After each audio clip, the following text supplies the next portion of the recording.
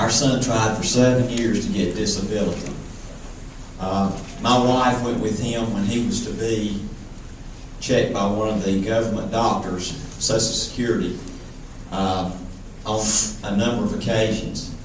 He had cystic fibrosis, and each time that he went, the doctor would tell him, and my wife was there, they never heard of cystic fibrosis. He would have much rather worked, and he tried hard to work, and he would go somewhere and work for a week and be in the hospital.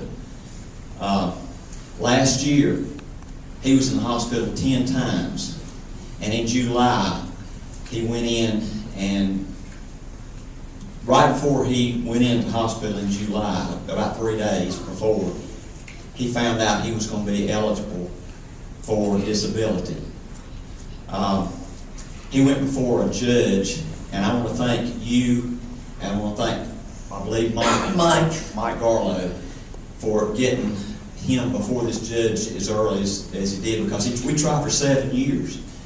And he went before this judge, and my wife and I and his wife, we all went, and we sat outside, and the other folks we had noticed was in there before that judge for a period of 45 minutes.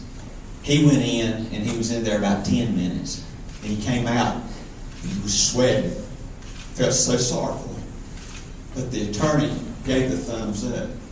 The judge told him, said, "Son, I'm sorry that you had to go through what you've gone through to get to this point." But I want to go back to say this.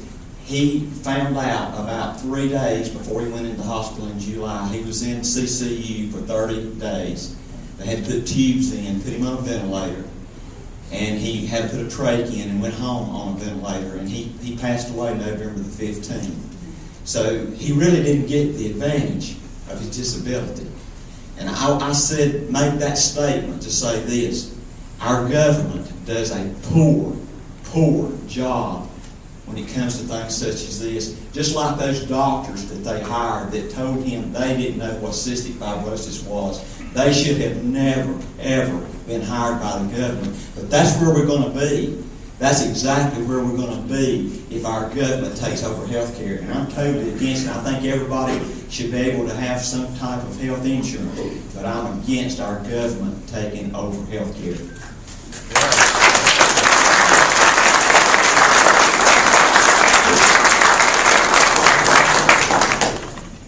Mr. Cornelius, we run into situations like your son a lot in our office. And that's why Mike and I, when we learn of those situations, do our best to get rid of the red tape. And that's what you've said. You've been so eloquent in it.